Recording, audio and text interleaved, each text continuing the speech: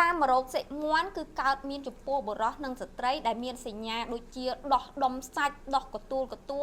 ឬក៏ដុំសាច់ដែលដោះមានហ្នឹងទៅលើប្រដាប់ភេទជាកញ្ចំដូចការខាត់ណាបងប្អូនខ្លះទៀតទុករហូតដល់វាដាច់ជាឈាម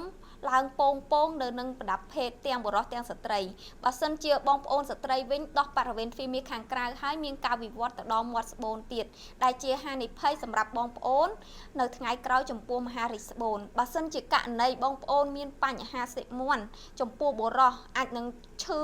អួលទៅនៅពេលដែលគេនៅជាមួយដៃគូនៅពេលដែលរួមភេទហើយបញ្ហាសិមួននេះក៏ធ្វើឲ្យបងប្អូនមានសញ្ញាដូចជាការធ្លាក់សមានក្លិនស្អុយខុសធម្មតាឬក៏បងប្អូនមានហូរខ្ទុះតាមបង្ហូរនំចំពោះមនុស្សប្រុសដែរហើយវាជាប្រភេទការមករោគដែលបង្កដោយប្រភេទ HPV សូមបងប្អូនកុំបន្តទុកបញ្ហាទាំងអស់នេះឲ្យកាន់តែធ្ងន់ទៅមុខទៀតគ្រាន់តែថាប្រភេទសិមនហ្នឹងវារុះអាសិមនទូចាបងអាស្ញែងហ្នឹងវារុះតែអាហ្នឹងច្រើនចង់អស់វារុះប្រភេទសិមន